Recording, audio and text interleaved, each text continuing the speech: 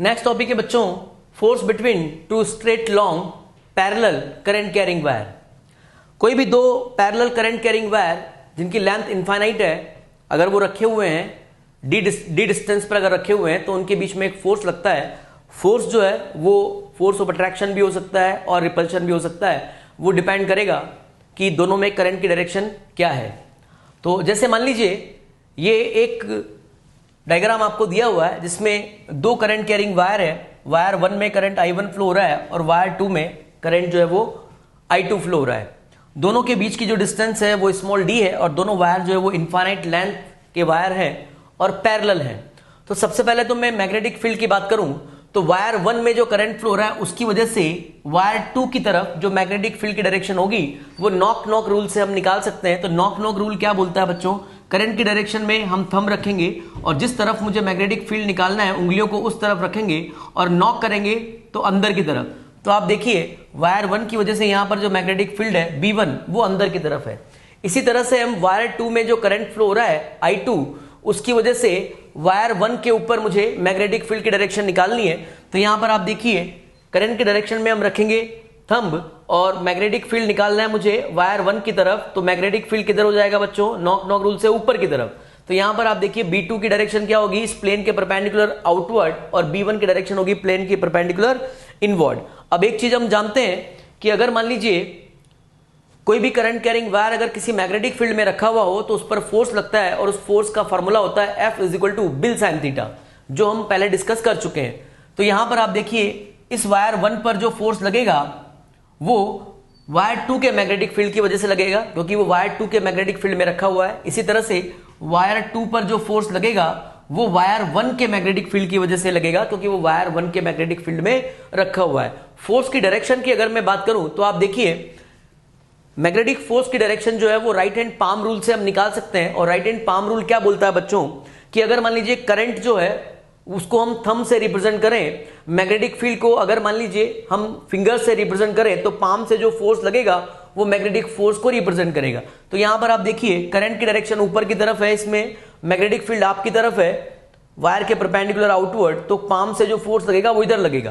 तो यहां पर फोर्स F12 जो है वो इस डायरेक्शन में होगा और ऐसे ही मैं इस पे फोर्स निकालूंगा तो करंट की डायरेक्शन हो गई ऊपर की तरफ, मैग्नेटिक फील्ड हो गया अंदर की तरफ, तो पाम से जो फोर्स लगेगा वो इधर लगेगा।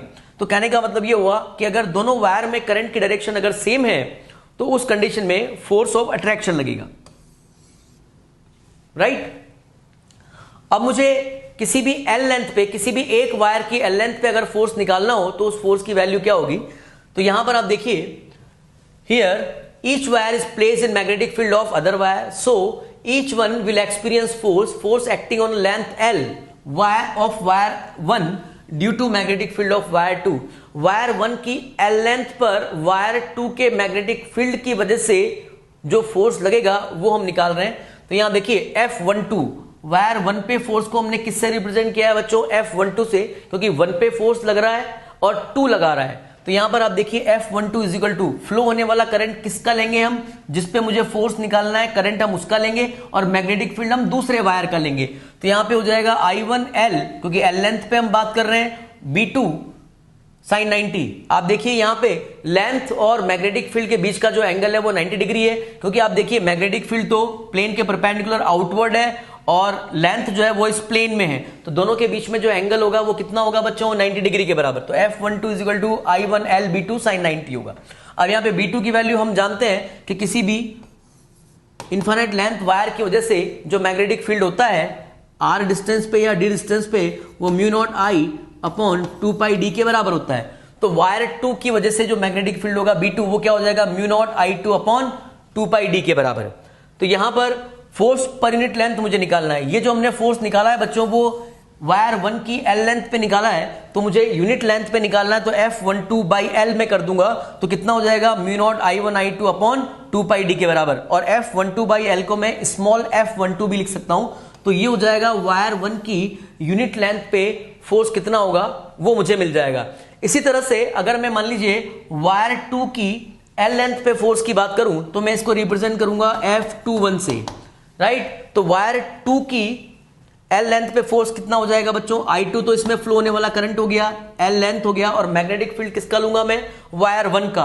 तो वायर 1 का मैग्नेटिक फील्ड कितना है, B1। यहां पर भी एंगल कितना होगा, 90 डिग्री, तो ये हो जाएगा sin 90 के बराबर, राइट। इसको हम नेक्स्ट में ले सकते हैं। यहां देखिए, similarly force acting on a length L of wire 2 due to magnetic field of wire 1, तो F21 is equal to I2L B1 और sin 90 के बराबर हो गया। अब यहां पर आप देखिए, यहां पर B1 की वैल्यू क्या हो जाएगी, mu naught I1 upon 2πd के बराबर। तो फाइनली जो फोर्स मुझे मिलेगा, इसको मैं कह सकता हूं F21 is equal to mu not I1 I2 upon 2πd into L के बराबर। तो पर यूनिट लेंथ पे फोर्स की अगर मैं बात करूंगा तो F21 बाई L हो जाएगा। इसकी वैल्यू मुझे क्या मिलेगी, mu naught I1 I2 upon 2πd। अब आप देखिए, जो वायर 1 की पर यूनिट लेंथ पे जो फोर्स था वो भी mu naught I1 I2 upon 2πd था, और वायर 2 की पर यूनिट लेंथ पे जो फोर्स है वो भी कितना है बच्चों, mu naught I1 I2 upon 2πd के बराबर। तो कहने का मतलब ये हुआ कि अगर दो पैरेलल इनफाइनाइट लॉन्ग वायर हैं जिनके बीच की डिस्टेंस स्मॉल d है, तो दोनों की पर यूनिट लेंथ पे लगने वाला जो फोर्स है वो बराबर होगा, मैग्नीट्यूड में बराबर होगा, और डायरेक्शन में जो है वो ऑपोजिट होगा। तो किसी भी वायर की पर यूनिट लेंथ पे लगने वाला जो फोर्स है, जनरल फॉर्म में अगर मैं बात करूं तो वो कितना हो जाएगा बच्चों, mu naught I1 I2 upon 2πd के बराबर। अब एक चीज देखिए, अगर मान लीजिए दोनों वायर में फ्लो होने वाला करंट जो है वो अगर ऑपोजिट डायरेक्शन में है, तो उस समय फोर्स जो है वो किस नेचर का होगा। तो सपोज मान लीजिए ये एक वायर आपको दिया हुआ है, दूसरा वायर ये दिया हुआ है, दोनों के बीच की डिस्टेंस जो है वो स्मॉल d है। इसमें फ्लो होने वाला करंट मैं I1 मान लेता हूं, और इसमें फ्लो होने वाला करंट जो है वो मैं I2 मान लेता हूं। अब पहली बात, यहां पर आप देखिए, इसमें जो करंट फ्लो हो रहा है I1, इसकी वजह से यहां पर मैग्नेटिक फील्ड की डायरेक्शन किधर होगी बच्चों, देखिए अंदर की तरफ होगी। तो यहां पे मैग्नेटिक फील्ड हो जाएगा क्रॉस, ये हो जाएगा B1, ये वायर 1 है, ये वायर 2 है, और इसकी वजह से जो मैग्नेटिक फील्ड होगा वो भी क्रॉस ही होगा। तो यहां पर ये हो जाएगा B2, ठीक है। अब मुझे फोर्स की बात करनी है कि फोर्स की डायरेक्शन क्या होगी। आप देखिए, इसमें मैग्नेटिक फील्ड की डायरेक्शन किधर है, अंदर की तरफ, करंट की तरफ फ्लो हो रहा है ऊपर की तरफ, फोर्स किधर लगेगा, इस डायरेक्शन में, राइट। सिमिलरली मैं यहां पे बात करूं, करंट नीचे की तरफ है, मैग्नेटिक फील्ड अंदर की तरफ है, तो फोर्स किधर लगेगा, इस डायरेक्शन में लगेगा। तो कहने का मतलब यहां पर जो होगा वो फोर्स लगेगा F12, और यहां पे जो फोर्स लगेगा F21। तो यहां पर जो फोर्स लगेगा वो हो जाएगा रिपल्शन नेचर का। तो आप देखिए, दो पैरेलल करंट कैरिंग वायर हैं जिनका लेंथ इनफाइनाइट है, तो दोनों में करंट की डायरेक्शन अगर सेम है बच्चों तो अट्रैक्शन नेचर का फोर्स लगेगा, और दोनों में करंट की डायरेक्शन अगर अपोजिट है तो रिपल्शन नेचर का फोर्स लगेगा। नेक्स्ट आप देखिए, definition of SI unit of current. ये इंपॉर्टेंट है बच्चों, कई बार एग्जाम में 1 नंबर का क्वेश्चन यहां से बना हुआ है। तो जब भी आपको एसआई यूनिट में करंट की डेफिनेशन की बात करनी हो तो आप यही डेफिनेशन देंगे। कई बार स्टूडेंट्स क्या करते हैं, इस फॉर्मूले के according I is equal to Q by T जो फॉर्मूला है, right, 1 ampere is equal to क्या होता है, 1 कूलम अपॉन 1 सेकेंड। ये वाली डेफिनेशन बच्चे एग्जाम में लिख देते हैं। तो अगर ये वाली डेफिनेशन अगर आप लिखते हैं तो आपको मार्क्स नहीं मिलेंगे। अगर आपसे पूछा जा रहा है कि definition of SI unit of current लिखो, आप लिखिए, तो आपको यही वाली डेफिनेशन लिखनी है। क्या डेफिनेशन जाएगी, if two long straight parallel wire are placed in air और vacuum at a distance 1 metre apart. अगर मान लीजिए दो पैरेलल वायर आपको दिए हुए हैं, ये पैरेलल वायर हैं, इनफाइनाइट लेंथ के वायर हैं, राइट, दोनों में करंट मान लीजिए I1 है, इसमें जो है वो I2 है, दोनों के बीच की डिस्टेंस जो है वो D is equal to 1 meter में मान लेता हूं, राइट, 1 मीटर अपार्ट, अट्रैक्ट और repel each other with a force of 2 into 10 की power -7 newton per meter, then current in each wire is 1 ampere. यहां पे I1 और I2 की वैल्यू सेम है मान लीजिए, राइट। अगर मान लीजिए ये दोनों वायर, राइट, कितने फोर्स से एक दूसरे को अट्रैक्ट और रिपेल करें, 2 इंटू 10 की power -7 newton per meter, that is the important, ये ध्यान रखना है। अगर मान लीजिए दो इनफाइनाइट लेंथ पैरेलल वायर रखे हुए हैं जिनके बीच की डिस्टेंस 1 मीटर है, उनमें फ्लो होने वाला करंट मान लीजिए सेम है, और दोनों के बीच में लगने वाला अट्रैक्शन और रिपल्शन फोर्स जो है वो 2 इंटू 10 की पावर -7 न्यूटन पर मीटर है। इसका मतलब ये हुआ दोनों वायर में फ्लो होने वाला करंट जो है वो 1 एम्पियर होगा। तो आपको ये ध्यान रखना है बच्चों कि जब भी आपको एम्पियर की डेफिनेशन की अगर वो बात करे, ऐसा यूनिट ऑफ करंट, तो आपको यही डेफिनेशन वहां पर एग्जाम में लिखना है। हाँ बच्चों, इसी पर एक क्वेश्चन ले लेते हैं। एक क्वेश्चन आपको दिया हुआ है जिसमें 3 पैरेलल वायर हैं, इनमें करंट फ्लो हो रहा है 1 एम्पियर, 2 एम्पियर, 3 एम्पियर और उनके बीच की डिस्टेंस आपको गिवन है। हमें यहाँ पर नेट फोर्स निकालना है experience by 50 centimetre length of each wire. Each wire की 50 सेंटीमीटर लेंथ पे कितना फोर्स लगेगा वो हमें निकालना है। तो सबसे पहले तो हम फोर्स की डायरेक्शन की बात करते हैं कि 1 पर जो फोर्स लगेगा वो कितना लगेगा और किस डायरेक्शन में लगेगा।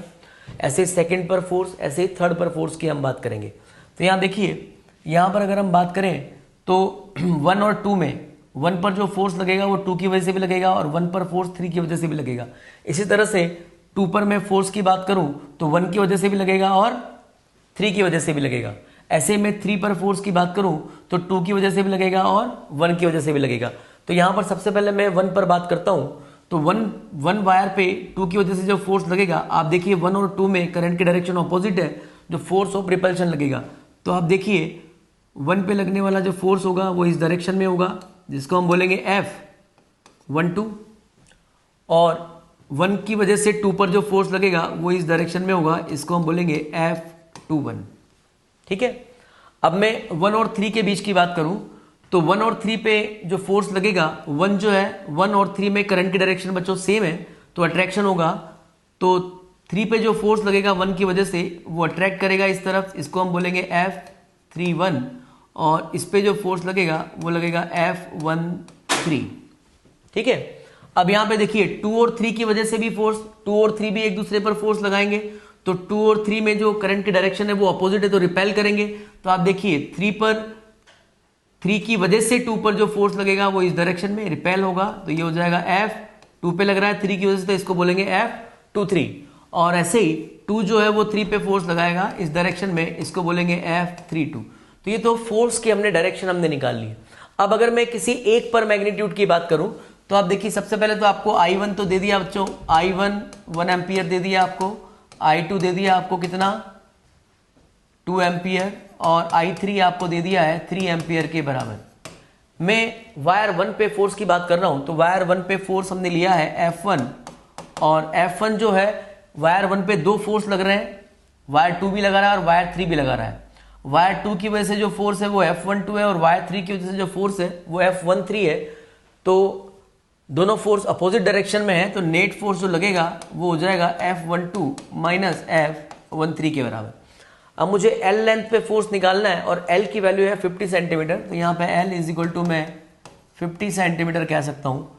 तो सबसे पहले आप देखिए F12 की वैल्यू क्या हो जाएगी बच्चों, mu naught I1 I2 upon 2 पाई D1, क्योंकि 1 और 2 के बीच की जो डिस्टेंस है वो 10 सेंटीमीटर है और 1 और 3 के बीच की जो डिस्टेंस है वो 20 सेंटीमीटर है, तो मैंने इसको D1 बोल दिया। और L लेंथ पे बात कर रहे हैं तो ये L आ गया माइनस, इसी तरह से हो जाएगा mu naught I1 I3 upon 2 पाई D2, और यहाँ पर आ जाएगा L। यहाँ पे जो कॉमन आ रहा है उसको बाहर ले लेंगे तो म्यू नॉट I1 अपॉन 2 पाई हो गया। यहाँ पर आप देखिए ये हो जाएगा, L भी कॉमन आ जाएगा तो ये आ गया बाहर, तो ये हो जाएगा I2 अपॉन D1 माइनस ये हो जाएगा I3 अपॉन D2 के बराबर। यहाँ पर वैल्यू पुट करेंगे बच्चों तो ये हो जाएगा हमारे पास, आप देखिए म्यू नॉट की वैल्यू होती है 4 पाई इंटू 10 की पावर माइनस 7 अपॉन ये हो जाएगा 2 पाई इंटू I1 की वैल्यू है हमारे पास, I1 की वैल्यू है 1 एम्पियर इंटू L जो है वो 50 सेंटीमीटर। मैं यहाँ पे सेंटीमीटर में ही रख रहा हूँ, मीटर में चेंज नहीं कर रहा हूँ, क्योंकि हमारे पास नीचे भी जो है वो सेंटीमीटर में दिया हुआ है, तो सेंटीमीटर सेंटीमीटर कैंसिल हो जाएगा। तो यहाँ पर I2 की वैल्यू हमारे पास कितना है बच्चों, I2 की वैल्यू है 2 अपॉन D1 है हमारे पास 10 माइनस I3 की वैल्यू है 3 अपॉन ये हो जाएगा 20 के बराबर। इसको जब मैं सॉल्व करूँगा तो ये तो कैंसिल हो गया, 2 आ जाएगा, और यहाँ से ये देखिए F1 की जो वैल्यू होगी F1 इज इक्वल टू ये हो जाएगा 2 इंटू 10 की पावर माइनस 7 इंटू 50, और इसको सॉल्व करने पर ये आ जाएगा 20, हमने एलसीएम ले लिया है तो यहाँ आ जाएगा 4 माइनस 3 के बराबर। तो F1 कितना हो जाएगा बच्चों, यहाँ से आप देखिए इससे तो ये कैंसिल हो गया है और 2 से 2 कैंसिल हो गया, तो सॉल्व करने पे ये आ जाएगा 5 इंटू 10 की पावर माइनस 7 न्यूटन के बराबर। इसी तरह से मैं ये तो हमने वायर 1 पे फोर्स निकाला है, इसी तरह से हम वायर 2 पर भी फोर्स निकाल सकते हैं और इसी तरह से हम वायर 3 पर भी फोर्स निकाल सकते हैं। इस चैप्टर का सबसे इंपॉर्टेंट पार्ट है, इंपॉर्टेंट टॉपिक है torque on a current carrying loop, जहां से एग्जाम में कई बार क्वेश्चन रिपीट हुआ है। इसका डेरिवेशन पूछा जा सकता है और इस पर न्यूमेरिकल क्वेश्चन भी बन सकता है। तो इसमें हमें क्या करना है, कोई भी करंट कैरिंग कॉइल जो है वो किसी यूनिफॉर्म मैग्नेटिक फील्ड में रखी हुई है, तो उस पर कितना टॉर्क लगेगा उसका फार्मूला हमें यहां पे डिराइव करना है। तो यहां पर आप देखिए एक डायग्राम आपको दिया हुआ है, यहां पर दो मैग्नेटिक पोल्स हैं N और S, तो मैग्नेटिक फील्ड की जो डायरेक्शन होगी वो N to S हो जाएगी। तो ये मैग्नेटिक फील्ड की डायरेक्शन आपको दिखाई हुई है। एक current carrying coil, rectangular coil आपको गिवन है PQRS, जिसमें करंट फ्लो रहा है I, जो कि सामने से देखने पर ये क्लॉकवाइज डायरेक्शन में करंट फ्लो रहा है। इसका जो लेंथ है बच्चों वो स्मॉल l है और इसका जो ब्रेड्थ है वो स्मॉल b है, राइट। अब जब इसमें से करंट फ्लो होगा तो इस पे किस तरह से फोर्स लगेगा और इसमें कितना टॉर्क प्रोड्यूस होगा वो हमें निकालना है। इसका एक्सिस दिया हुआ है, ये एक्सिस है, डॉटेड में आपको दिया हुआ है, ठीक है। तो मान लीजिए स्टार्टिंग में ये जो कॉइल है, मैग्नेटिक फील्ड की डायरेक्शन तो लेफ्ट टू राइट इस तरह से दी हुई है, ये मैग्नेटिक फील्ड की डायरेक्शन है। और इस कॉइल को मैं एक PQRS लूप, इस तरह से एक लूप ले लेता हूं बच्चों, ये एक PQRS लूप है। आप देखिए इसमें P ये हो गया, Q ये हो गया, R ये हो गया और S हो गया। इसमें करंट जो फ्लो हो रहा है, आप देखिए P से Q जा रहा है करंट, फिर Q से R जा रहा है, फिर R से S जा रहा है और S से P जा रहा है। हम एक चीज जानते हैं बच्चों, कोई भी करंट कैरिंग लूप या कोई भी करंट कैरिंग वायर अगर किसी मैग्नेटिक फील्ड में रखा हुआ हो तो उस पर फोर्स लगता है, और जो फोर्स लगता है उसका फॉर्मूला हम जानते हैं, F इज इक्वल टू, उसका जो फॉर्मूला होगा वो हो जाएगा बच्चों F is equal to B I L sine theta के बराबर होगा। अब यहां देखिए मैग्नेटिक फील्ड ये इस तरह से ये रखा हुआ है, तो एरिया, इसका प्लेन जो है, राइट, ये इसका प्लेन है, तो इसका जो एरिया वेक्टर की डायरेक्शन होगी वो इस तरह से होगी, और मैग्नेटिक फील्ड की जो डायरेक्शन है वो ये है। तो मैग्नेटिक फील्ड और area vector both are in 90 degree और both are in perpendicular, right. तो यहां पर आप देखिए इसमें करंट फ्लो हो रहा है ऊपर की तरफ, इसमें करंट ऐसे फ्लो हो रहा है। तो यहां पर अगर मैं राइट हैंड पाम रूल से इस पर कितना फोर्स किस डायरेक्शन में लगेगा वो निकालना हो तो मैं राइट हैंड पाम रूल से निकाल सकता हूं। राइट हैंड पाम रूल क्या बोलता है कि करंट की डायरेक्शन में हम थंब रखेंगे, मैग्नेटिक फील्ड की डायरेक्शन में हम फिंगर्स रखेंगे, तो पाम से जो फोर्स लगेगा वो मैग्नेटिक फोर्स की डायरेक्शन को बताएगा। तो आप देखिए इसमें करंट ऊपर जा रहा है, मैग्नेटिक फील्ड की डायरेक्शन ये है, पाम से फोर्स लगेगा अंदर की तरफ। इस पर बात करूं बच्चों में, तो इसमें आप देखिए करंट की जो डायरेक्शन है वही मैग्नेटिक फील्ड की भी डायरेक्शन है, तो इस पर जो फोर्स लगेगा उसकी वैल्यू 0 होगी।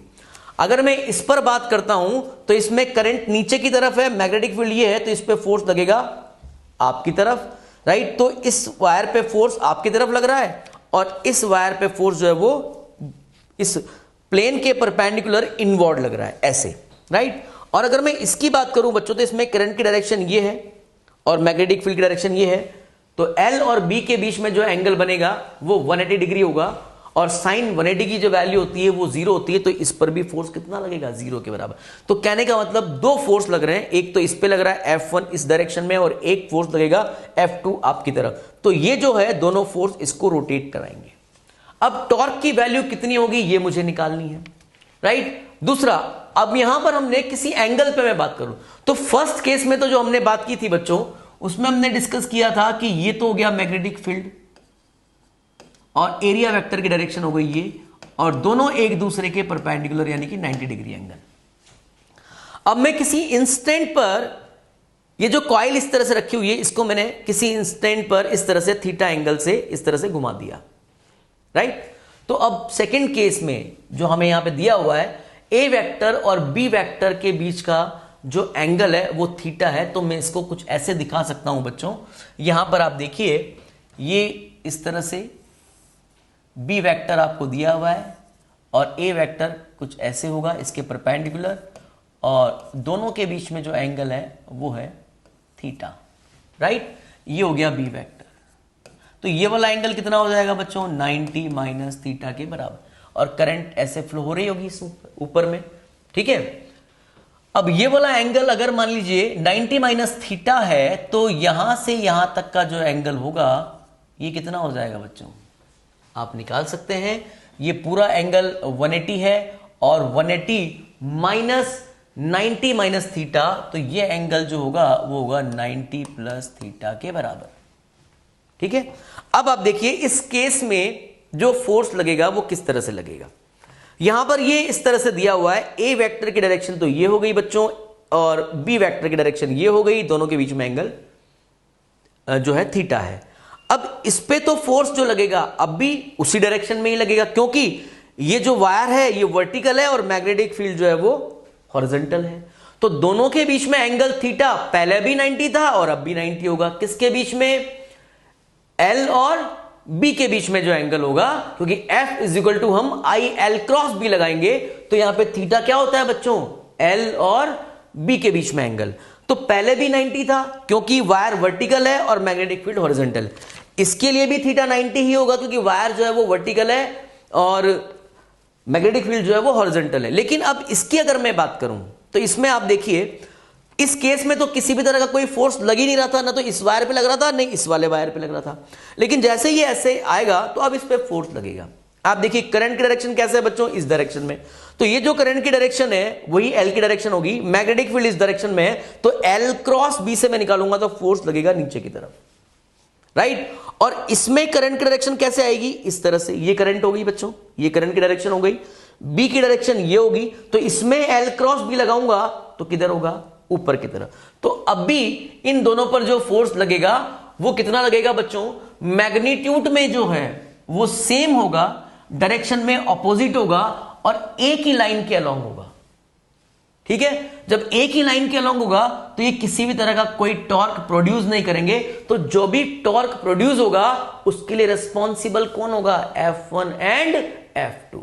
ये किसी भी डायरेक्शन में हो, इसका थीटा जो है वो कुछ भी हो, टॉर्क के लिए रिस्पॉन्सिबल केवल F1 और F2 होंगे, F3 और F4 नहीं होंगे, क्योंकि F3 और F4 एक ही लाइन के अलोंग होने की वजह से नेट फोर्स भी जीरो होगा और उसकी वजह से जो नेट टॉर्क होगा वो भी जीरो होगा। तो जो भी टॉर्क आपको मिलेगा वो केवल F1 और F2 की वजह से ही मिलेगा। तो यहां देखिए आप, हम ये कह सकते हैं बच्चों, consider a rectangular conducting loop PQRS of length L and breadth B placed in a uniform magnetic field B vector। I भी द करंट, फ्लो होने वाला करंट जो है वो I है, क्लॉकवाइज डायरेक्शन में करंट फ्लो हो रहा है। एनी इंस्टेंट, किसी भी इंस्टेंट पे अगर मैं बात करूं तो A वेक्टर और B वेक्टर के बीच का जो एंगल है वो कितना है, थीटा के बराबर है। तो यहां पर आप देखिए F1 F2 की वैल्यू मैं निकाल सकता हूं। तो F1 और F2 जो है उनकी वैल्यू तो क्या हो जाएगी बच्चों, F1 is equal to I L cross B, L उस वायर का लेंथ हो गया और बी मैग्नेटिक फील्ड है ही सही, दोनों के बीच में एंगल कितना है, 90 डिग्री का।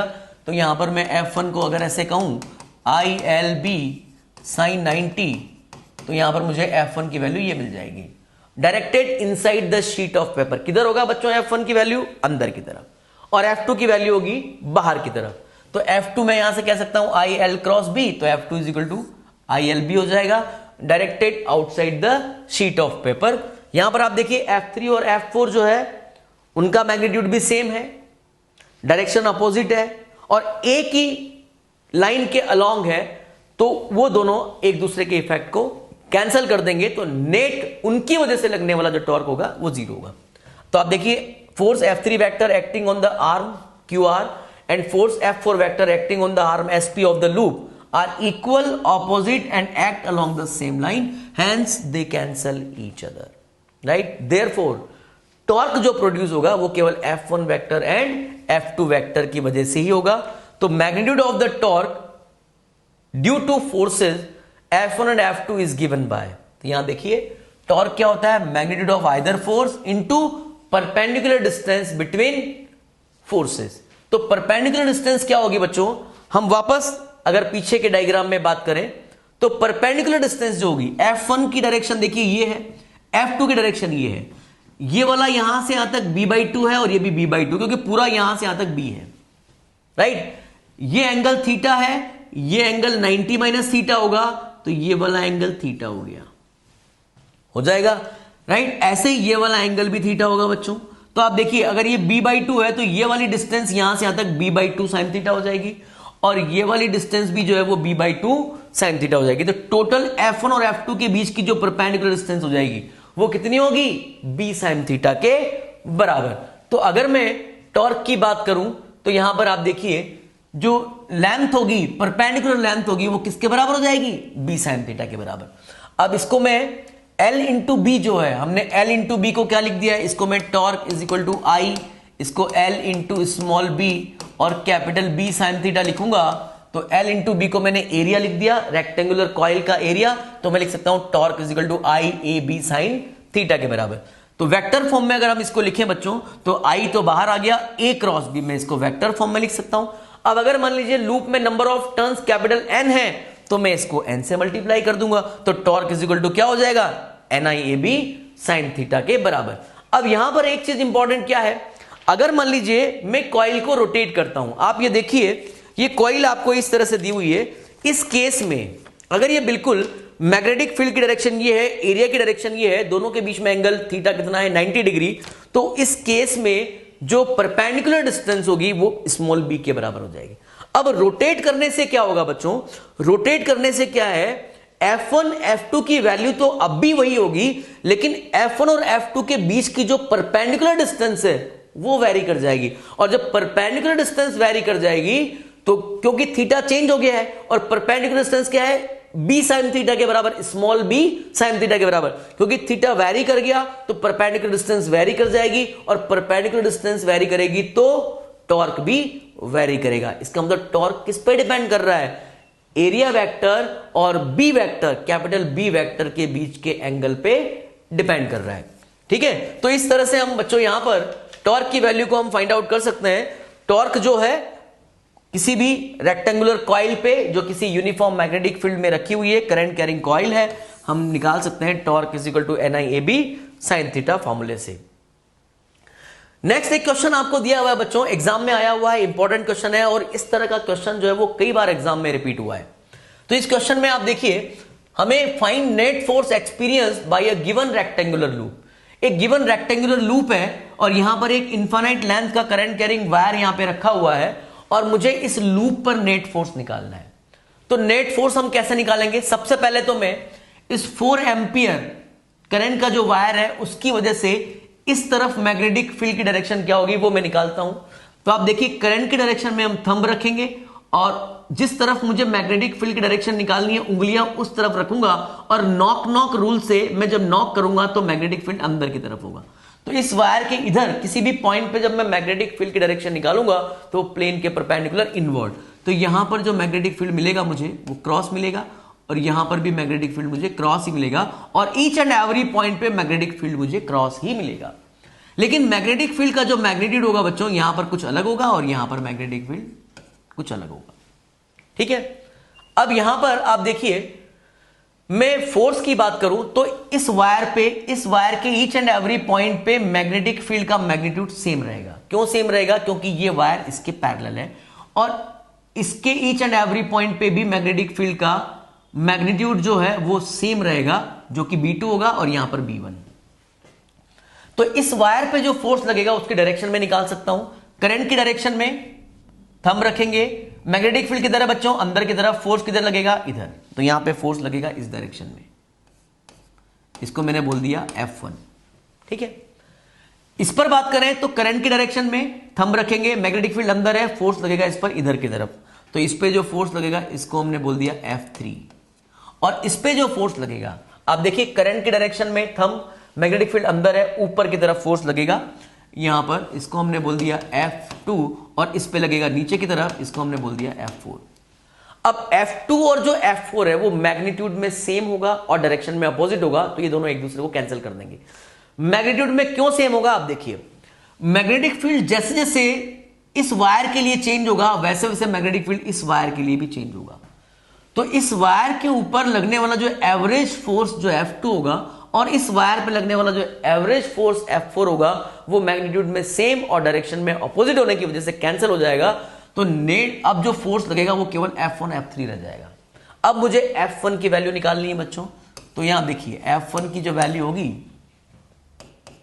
F1 is equal to unit length पे फोर्स का फॉर्मूला हमारे पास होता है mu not I1 I2 upon 2 pi D के बराबर। और क्योंकि मुझे इस लेंथ पे निकालना है तो ये 50 सेंटीमीटर है, तो L यहां पे हमने रख दिया, ठीक है। और इसी तरह से मैं यहां पर F3 की वैल्यू रखूंगा, तो ये हो जाएगा म्यू नॉट, करंट अब भी I1 I2 है अपॉन 2 पाई, लेंथ तो L ही रहेगा लेकिन डिस्टेंस जो है वो चेंज हो जाएगा। अब D डैश, क्योंकि यहां से यहां तक की डिस्टेंस कुछ अलग है और यहां से यहां तक की डिस्टेंस अलग है, तो मैंने यहां D लिखा है, यहां पे D डैश, और ये हो जाएगा इनटू L। ये वाला लेंथ और ये वाला लेंथ सेम ही होगा, ठीक है। तो नेट फोर्स निकालना है मुझे लूप पर, तो F नेट जो होगा वो हो जाएगा F1 माइनस F3 के बराबर। तो आप देखिए बच्चों यहां पर सॉल्व करेंगे इसको, तो mu naught I1 I2 upon 2 पाई, और यहां पे आ जाएगा L भी अगर मैं बाहर ले लेता हूं तो यहां आ जाएगा 1 upon D minus 1 upon D dash के बराबर, ठीक है। सॉल्व करते हैं इसको। म्यू नॉट की वैल्यू है हमारे पास 4 पाई इंटू 10 की पावर माइनस 7। I1 की वैल्यू कितनी है, ये वाला जो करंट होगा ये तो I1 हमने मान लिया है, और ये वाला जो करंट होगा ये होगा I2, ठीक है। तो I1 तो हो जाएगा 4 एम्पियर और I2 हो जाएगा 2 एम्पियर, तो यहां पे 2 पाई ये हो गया है। आप देखिए I1 की वैल्यू हमारे पास है 4, I2 की वैल्यू है 2 एम्पियर, और L जो है वो कितना है 50 सेंटीमीटर, तो मैं यहां सेंटीमीटर में ही रख रहा हूं, क्योंकि ये भी सेंटीमीटर में ही रखूंगा तो सेंटीमीटर सेंटीमीटर कैंसिल हो जाएगा, इसलिए मुझे मीटर में चेंज करने की आवश्यकता नहीं है। तो यहां पे आप देखिए 1 अपॉन स्मॉल डी की वैल्यू, स्मॉल डी यहां से यहां तक मैं मान लेता हूं कितना है बच्चों 20 सेंटीमीटर, माइनस 1 अपॉन ये कितना है, यहां से यहां तक कितना हो जाएगा 50 सेंटीमीटर, तो ये हो जाएगा 50 सेंटीमीटर। अब इसको जब हम सॉल्व करेंगे तो आप देखिए ये तो कैंसिल हो गया 2, ठीक है। यहां पर आप देखिए 50 को इससे मल्टीप्लाई करूंगा तो ये हो जाएगा 100, तो F नेट की जो वैल्यू मुझे मिलेगी, F नेट ये 100 हो गया, ये वाली वैल्यू 100 के बराबर है, और ये 10 की पावर माइनस 7 है, तो 10 की पावर माइनस 5 बच जाएगा, और इसको इससे मल्टीप्लाई करूंगा तो 8 हो जाएगा, तो ये हो जाएगा 8 इंटू 10 की पावर माइनस 5। और देखिए आप 1/20, यहां पर आप देखिए मैं इसको 50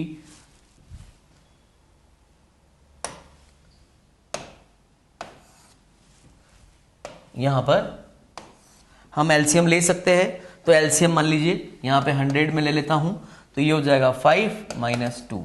तो जब इसको सॉल्व करेंगे तो F नेट मुझे क्या मिलेगा बच्चों, ये तो बच गया 3, तो 3 इंटू 8 यानी कि 24, और ये नीचे 100 है, तो 24 इंटू 10 की पावर माइनस 7 न्यूटन के बराबर मुझे यहां पर फोर्स मिल जाएगा।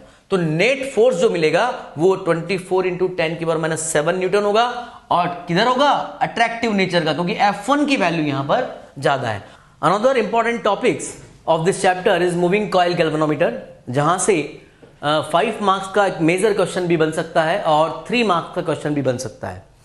अगर मान लीजिए 5 मार्क्स का क्वेश्चन बनता है तो मूविंग कॉइल गैल्वेनोमीटर का प्रिंसिपल, कंस्ट्रक्शन, वर्किंग, ये सारा पूछा जाएगा विद डायग्राम, और 3 मार्क्स के क्वेश्चन में बीच में से कोई भी डेफिनेशन पूछ सकता है, इसका प्रिंसिपल पूछ सकता है, और केवल इसका डायग्राम बनाने के लिए वो पूछ सकता है, और एक सिंपल सा न्यूमेरिकल क्वेश्चन भी इसमें से बन सकता है। तो ये एक इंपॉर्टेंट टॉपिक है इस चैप्टर का, जहां से एग्जाम में क्वेश्चन बनता है। मूविंग कॉइल गैल्वेनोमीटर की अगर हम बात करें तो इसको मूविंग कॉइल गैल्वेनोमीटर क्यों बोला जाता है, इसके लिए इसमें क्या होता है कि कॉइल जो है वो मूव करता है और इसके अंदर जो मैग्नेटिक पोल्स होते हैं वो फिक्स होते हैं, इसी वजह से इसको मूविंग कॉइल गैल्वेनोमीटर हम बोलते हैं। डेफिनेशन की अगर हम बात करें बच्चों, तो डेफिनेशन किसी भी गैल्वेनोमीटर की क्या होती है, मूविंग कॉइल गैल्वेनोमीटर और galvanometer is a device which is used to check the presence of small current along its direction. एक तो क्या करेगा, ये सर्किट में करंट की प्रेजेंस को चेक करता है कि करंट फ्लो हो रहा है कि नहीं हो रहा है, और साथ में उसकी डायरेक्शन भी बताएगा। अगर मैं प्रिंसिपल की बात करूं बच्चों, तो प्रिंसिपल क्या होता है, हमने इसके पहले टॉर्क पढ़ा है, कोई भी करंट कैरिंग कॉइल अगर किसी यूनिफॉर्म मैग्नेटिक फील्ड में रखी हुई हो तो उस पर टॉर्क लगता है, जिसका फॉर्मूला होता है NAIB sin थीटा, राइट। और उस टॉर्क को ऑब्टेन करके वो कॉइल जो है वो चारों तरफ रोटेट करती है अपने एक्सिस के। सेम वही प्रिंसिपल जो है वो यहां पर भी यूज में आता है।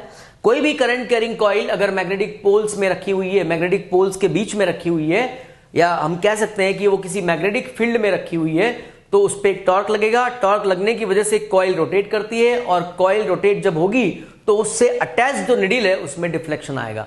जैसे डिफ्लेक्शन आएगा हमें मालूम पड़ेगा कि सर्किट में करंट फ्लो हो रहा है।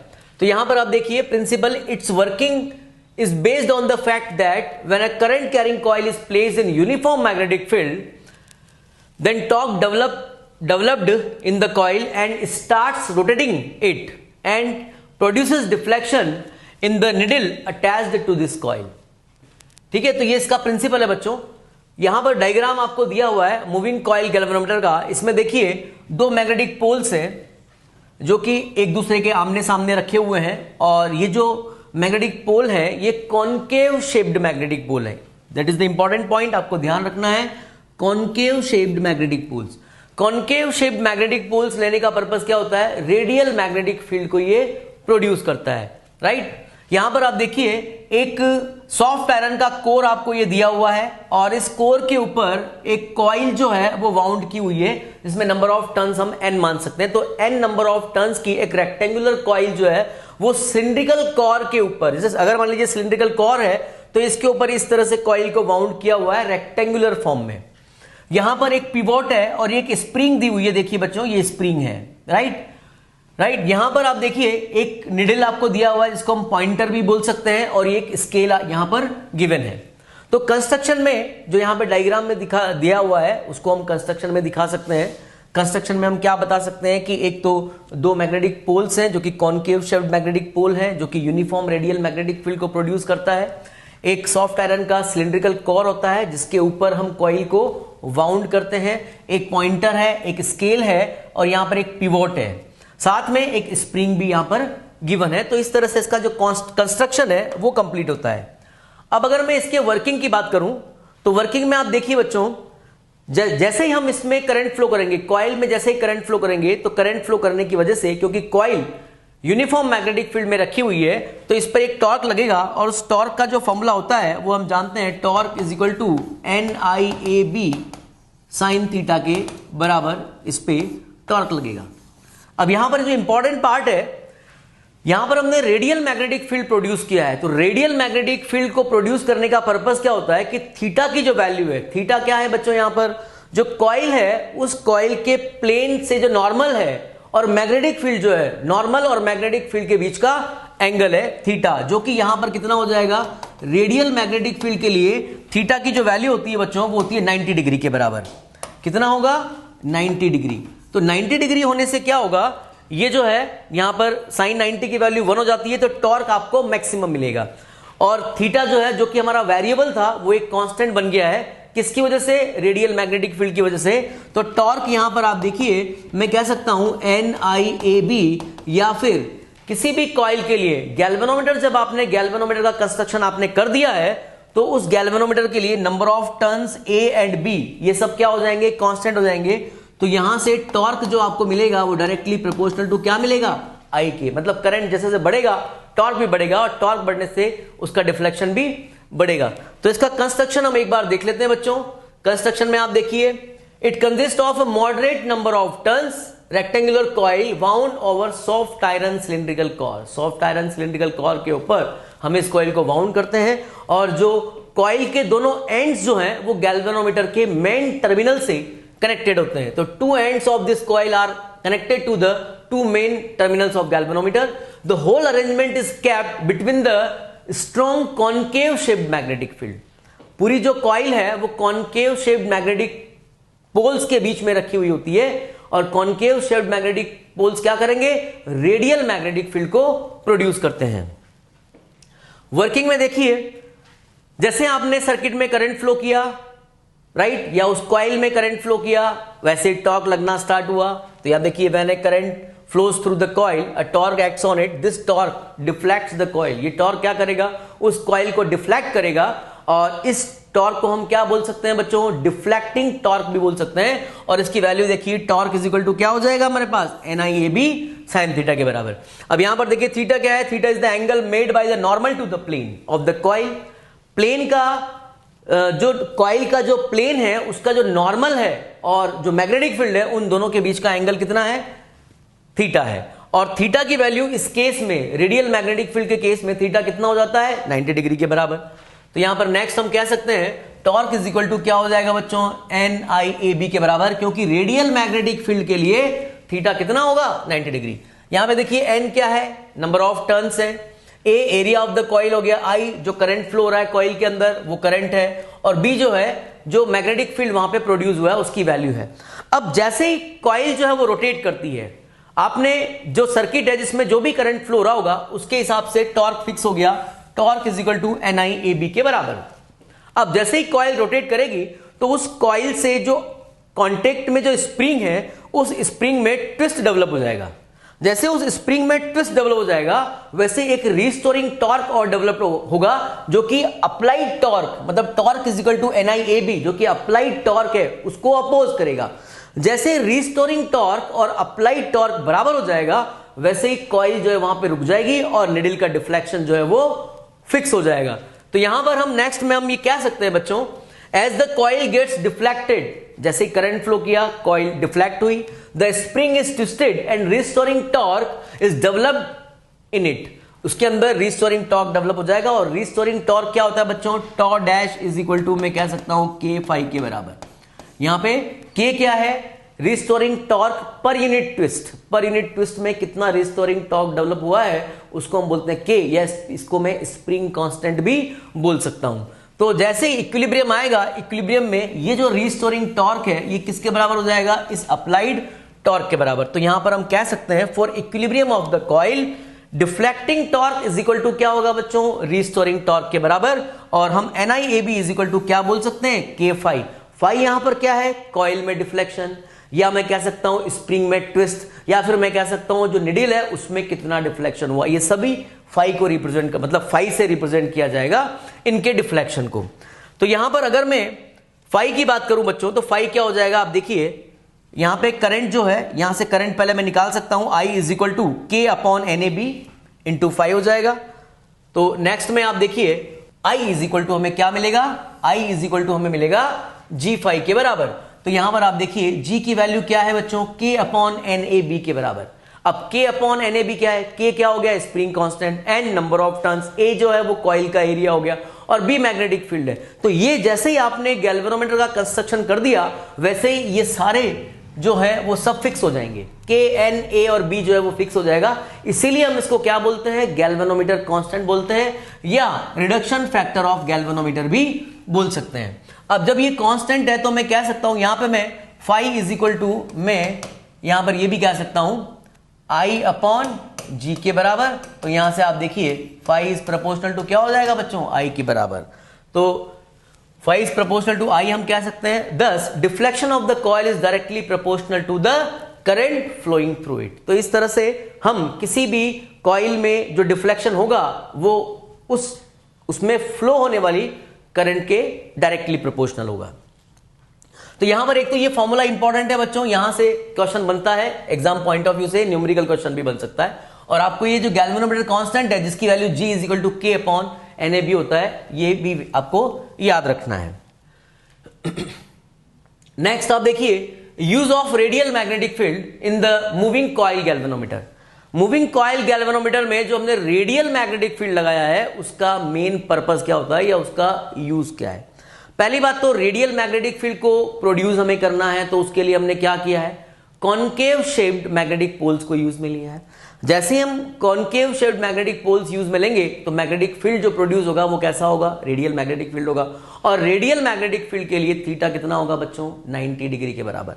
जब थीटा 90 डिग्री हो जाएगा तो यहां पर आप देखिए थीटा की वैल्यू जब 90 डिग्री होगी तो टॉर्क इज इक्वल टू क्या हो जाएगा, NIAB, या फिर मैं कह सकता हूं टॉर्क इज प्रोपोर्शनल टू सीधा करंट के प्रोपोर्शनल होगा।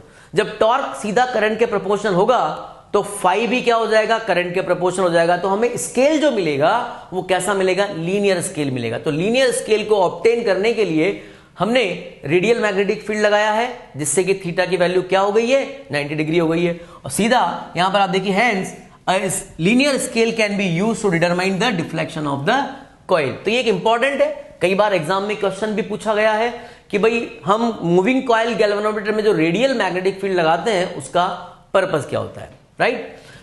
नेक्स्ट आप देखिए जो कॉइल हम यूज में लेते हैं वो फॉस्फर ब्रोंज की होती है या फिर क्वार्ट्ज की कॉइल होती है।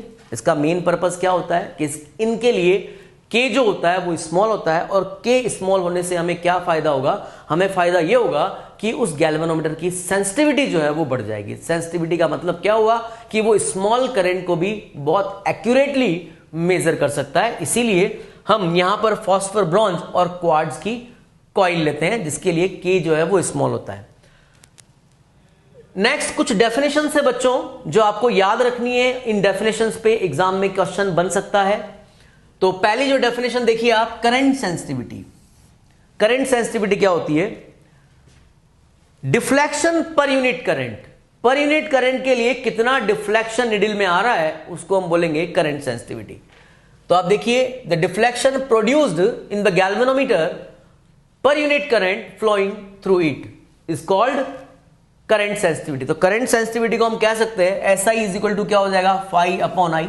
मान लीजिए आपने आई करंट फ्लो किया तो आई करंट फ्लो करने से डिफ्लेक्शन हुआ फाई, तो यूनिट करंट फ्लो करने से कितना डिफ्लेक्शन होगा, फाई अपॉन आई के बराबर।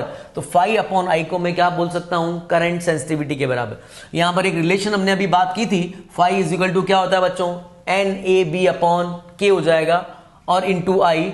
तो यहां पर आप देखिए फाई अपॉन आई की अगर मैं बात करूं तो यहां से फाई अपॉन आई की वैल्यू हो जाएगी एन ए बी अपॉन के बराबर। तो यहां पर आप देखिए S I is equal to क्या मिल जाएगा मुझे, एन ए बी अपॉन के।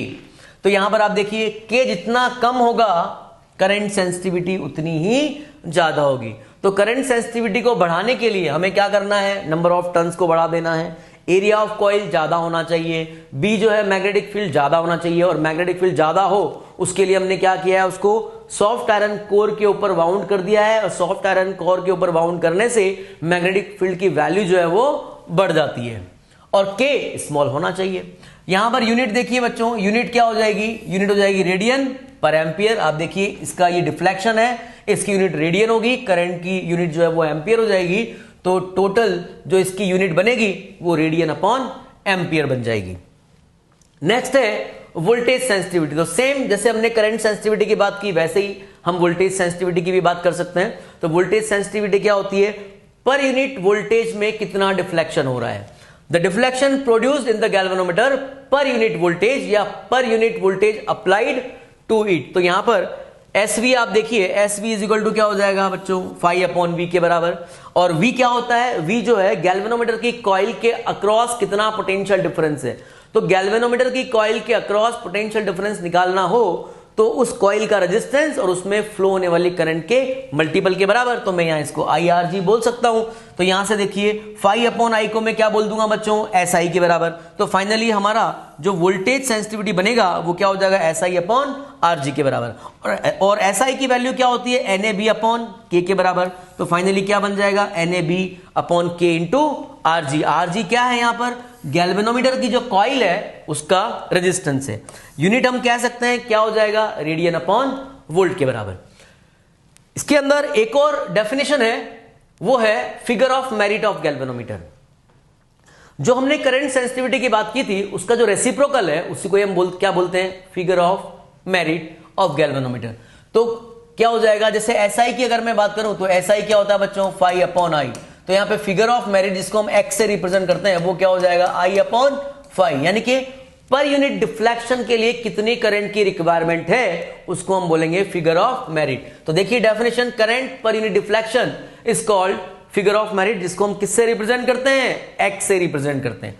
तो यहां पे फिगर ऑफ मेरिट में कह सकता हूं मैक्सिमम करंट, यानी कि आई जी। मैक्सिमम करंट का मतलब हुआ फुल डिफ्लेक्शन करंट, मतलब गैल्वेनोमीटर का जो आपके पास स्केल है उसमें जो पॉइंटर है, पॉइंटर एक एंड से दूसरे एंड तक पहुंच जाए। तो एक एंड से दूसरे एंड तक पहुंच जाए इसका मतलब फुल डिफ्लेक्शन हो गया। फुल डिफ्लेक्शन के लिए गैल्वेनोमीटर की कॉइल में से कितना करंट फ्लो होना चाहिए उसको हम क्या बोलेंगे, मैक्सिमम करंट, और फुल डिफ्लेक्शन करंट जिसको हम आईजी से रिप्रेजेंट करते हैं, divided by total number of division on scale. उसके अंदर उसके स्केल में टोटल नंबर ऑफ डिवीजन कितना है उससे डिवाइड कर देंगे तो मुझे क्या मिल जाएगा, फिगर ऑफ मेरिट मिल जाएगा। तो आप देखिए, अगर मान लीजिए मैंने आई करंट फ्लो किया है और आई करंट फ्लो होने से डिफ्लेक्शन फाई आ रहा है, तो आई बाई फाई किसके बराबर हो जाएगा, एक्स के बराबर, मतलब फिगर ऑफ मेरिट के बराबर, और इसको मैं 1/SI भी बोल सकता हूं। एक क्वेश्चन देखिए बच्चों, यहां पर एक क्वेश्चन आपको दिया हुआ है, अच्छा क्वेश्चन है। Increase the current sensitivity of galvanometer. Galvanometer की करंट सेंसिटिविटी अगर इंक्रीज होती है, does not necessary increase the voltage sensitivity. अगर गैल्वेनोमीटर की करंट सेंसिटिविटी इंक्रीज होती है तो यह आवश्यक नहीं है कि हमेशा वोल्टेज सेंसिटिविटी भी इंक्रीज हो ही सही। Justify this statement.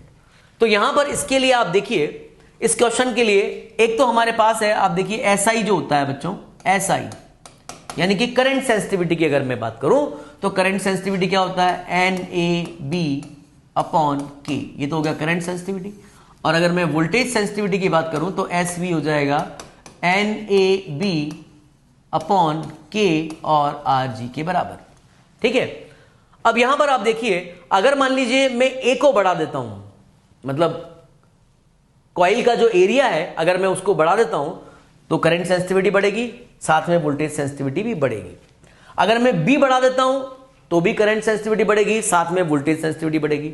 अगर मैं K को कम कर देता हूं तो भी SI और VI दोनों ही बढ़ेंगे। लेकिन एक केस में, वो एक केस कौन सा है, अगर मैं नंबर ऑफ टर्न्स को बढ़ा देता हूं तो उस केस में करंट सेंसिटिविटी तो बढ़ेगी लेकिन वोल्टेज सेंसिटिविटी जो है वो कांस्टेंट रहेगी। That is the important point जो आपको ध्यान रखना है।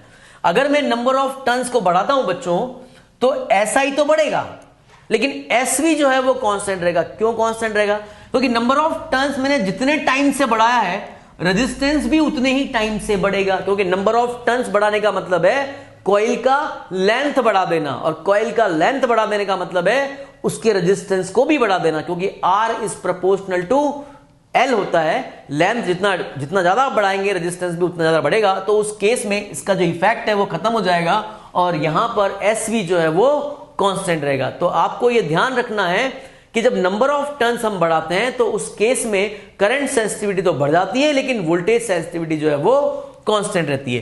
तो यही इसका सॉल्यूशन आप देखिए, आपको SI दे दिया बच्चों, आपको SV दे दिया है, और लास्ट केस में जब हम नंबर ऑफ टर्न्स बढ़ा रहे हैं तो उसमें देखिए आप, on increasing the number of turns the resistance of the coil increases proportionality, that's why SI increase but SV जो है कांस्टेंट रहेगा। ठीक है बच्चों, तो ये कुछ डेफिनेशंस की हमने बात की थी जो हमारे एग्जाम पॉइंट ऑफ व्यू से इंपॉर्टेंट है।